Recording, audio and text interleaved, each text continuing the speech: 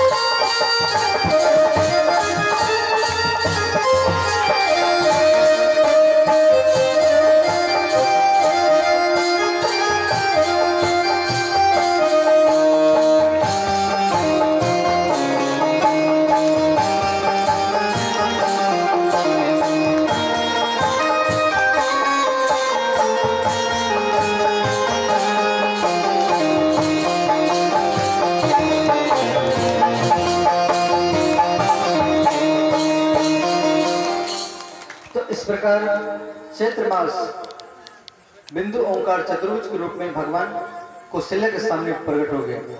बोले कौशल्या नंदन भगवान। तो माता कौशल्या ने यहाँ पर भगवान का स्तुति किया है। भय प्रगट कृपाला दीन दयाला कौशल्या हितकारी हरषित महातारी मुनि मनहारी अद्भुत रूप विचारी लोचन अभिरामा अनुगन श्यामा निज आयुध भुजचारी भूषण वनमाला नयन विशाला शोभा से प्रभारी कहानी कर जोड़ी आसुत तोड़ी कहीं विधि करम अनंता माया गुण गाना चित अमाना वेद पुराण बनाना करुणा सुख सागर सब गुण आगर जय गावै श्रुति संता मोहित लागे जन अनुरागे भयो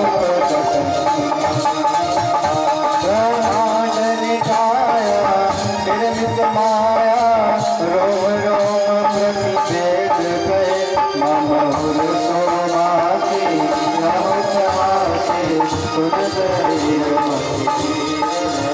दुख जाल भजाना प्रभु मुस्काना चरित बहुत विधि के न जय कहीं कथा सुहाए आप बुझाए जीवन कर तो यहाँ भगवान प्रकट हो गए हैं और माता कौशल्या यहाँ कह रहे हैं जब मैंने आपको पुत्र रूप में मांगा था, पिता रूप में आपको नहीं मांगा था, और ये रूप को आप जल्दी हटाइए, छोटा बनिए। कोई भी जन्म लेता है तो छोटा रूप रहता है और आप इतना बड़े रूप है, हम समाज को क्या दिखाएंगे। ये कौशल्या ने बड़ा पुत्र को, 4 हाथ वाला पुत्र को जन्म दिया है। माता पुनि बोली सोमती डोली तजहूं, तजहूं ना हटाओ, ये रूप को जल्दी हटाओ। तजहूं तात यह रूपा कि जैसी सुलीला अति प्रिय शीला यह सुख परम अनूपा। तो भगवान क्या हुआ, छोटे बन गए। भगवान जब छोटे बन गए तो कौशल्या माता कह रहे आप रूप तो छोटे बना लिए, बहुत सुंदर लग रहे हैं, परंतु कोई बच्चा जन्म लेता है तो बोलता नहीं है, ये आपका गलती है। आप जल्दी रोना प्रारंभ कीजिए। तो भगवान यहाँ कह रहे हैं माता, कभी आप बोलते हैं छोटा होने के लिए, कभी आप बोलते हैं रोने के लिए, हमें क्या क्या करना पड़ेगा। तो कहा आप जल्दी रोना प्रारंभ कीजिए। कैसे मालूम पड़ेगा कि कौशल्या ने बच्चा को जन्म दिया है।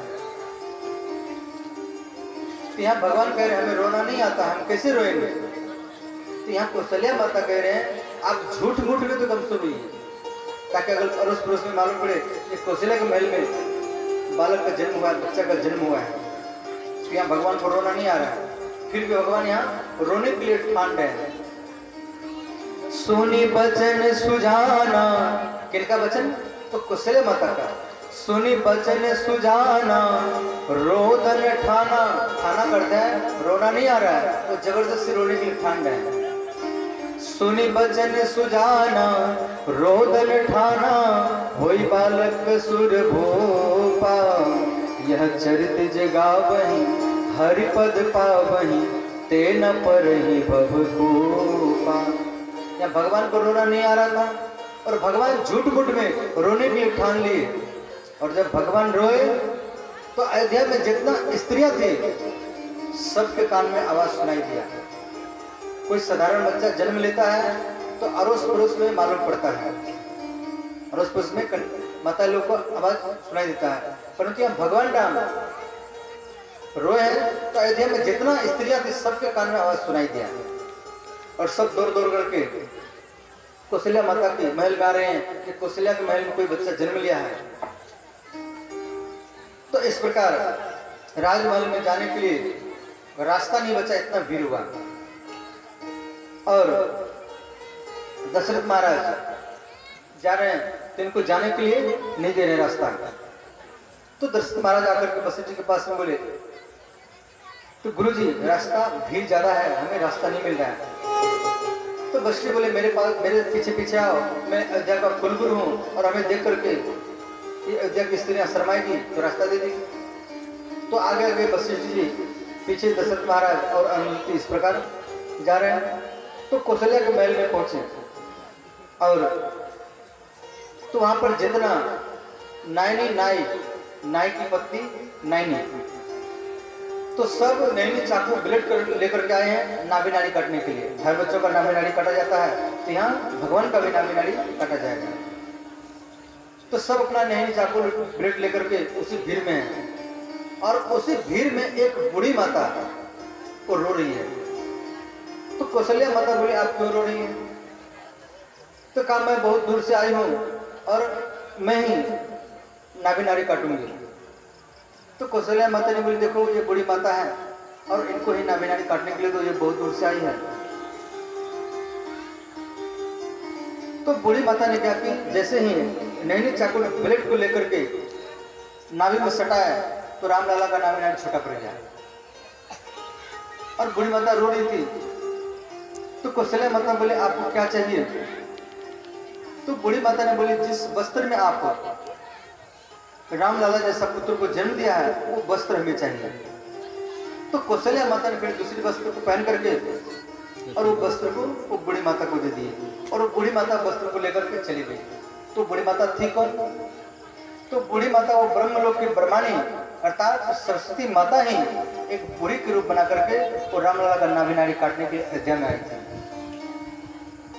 तो जो साड़ी दिए थे कौशल्या माता ने, सरस्वती माता के शरीर में जो सफेद रंग की साड़ी है वो कौशल्या माता ने ही दी है। इसीलिए विद्यार्थियों को चाहिए सफेद ही साड़ी सरस्वती माता को चढ़ाना चाहिए। इसीलिए सरस्वती स्तोत्र में दिया गया है, या कुंदेन तुषारहार धवला या शुभ्र वस्त्रावृता या वीणा वरदंड मंडितकरा या सेद पद्मासना। इसीलिए सरस्वती पूजा में विद्यार्थियों को चाहिए कि लाल पीला साड़ी चढ़ानी चाहिए। सफेद रंग की साड़ी सरस्वती माता को देने से माँ सरस्वती प्रसन्न हो जाती है। तो अयोध्या का परंपरा है, जे कोई बच्चा जन्म लेगा तो उसका मुख मीठा किया जाएगा। तो महाराज दशरथ मधु लेकर के रामलला के मुख में अंगुल घुसाए तो अंगुली को रामलला अंदर खींच रहे हैं और महाराज दशरथ पीछे खींच रहे हैं। तो आज महाराज दशरथ खुश हो गए, तो आज मेरा पुत्र मेरे अंगुली को बार बार अंदर खींच रहे हैं। यह परीक्षित महाराज, तो इधर कैकेयी ने एक पुत्र को जन्म दिया, बोले कैकेयी नंदन भगवान की जय। सुमित्रा ने दो पुत्र को जन्म दिया, बोले सुमित्रा नंदन भगवान की जय। तो यहाँ परीक्षित महाराज बोले, गुरुजी मैं राम कथा सुन रखा हूँ, हमें कृष्ण कथा विस्तार से सुनना है। अगर राम कथा को विस्तार से यहाँ बोलेंगे तो राम कथा को बोलने के लिए अलग से 9 दिन चाहिए। तो इसलिए यहाँ सुखदेव जी राम कथा को विस्तार विश्राम करते हैं। और तो राम कथा पहले हर घर में प्रचलित था और रामायण भी कई प्रकार के हैं। बांग्ला रामायण, आध्यात्मिक रामायण, उड़िया रामायण, तेलुगु रामायण, रामायण कई प्रकार के हैं। तो इस प्रकार आप राम कथा संक्षेप में कृति तो राम लक्ष्मण भरत शत्रुघ्न का नामकरण हुआ।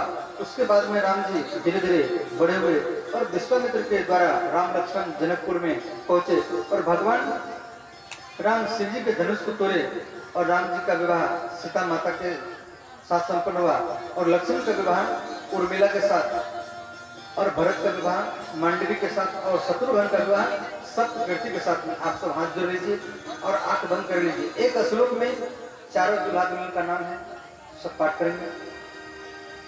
ओम जानकी जीवनो वंदे, ओम जानकी जीवनो वंदे, ओम जानकी जीवनो वंदे, ओम जानकी जीवनो वंदे। मांडवी प्राण वल्लभम, मांडवी प्राण वल्लभम, मांडवी प्राण वल्लभम, मांडवी प्राण वल्लभम। उर्मिला रमणो वंदे, उर्मिला रमणो वंदे, उर्मिला रमणो वंदे, उर्मिला रमणो वंदे। श्रुतिकांत नमस्कुते, श्रीकांत नमस्ते, श्रुतिकांत नमस्कुते। श्रीकांत नमस्ते। ओम नमो भगवते रामचंद्राय, ओम नमो भगवते रामचंद्राय। सब आप खोल लीजिए। इस प्रकार भगवान राम 15 वर्ष उम्र में विवाह किए, अयोध्या में आकर के 12 वर्ष तक रहे और 27 वर्ष में राम जी का वनवास हुआ और उसमें भगवान श्री राम चित्रकूट में भरत के साथ राम भरत मिलन, पंचवटी में सीताहरण, जटायु मरणम, सुग्रीव संभाषणम। भगवान राम समुद्र को पार करके लंका में पहुंचे। लंका में भगवान राम 111 दिन तक रहे। लंका में 3 पहाड़ है, सुवल्यगिरी पहाड़ और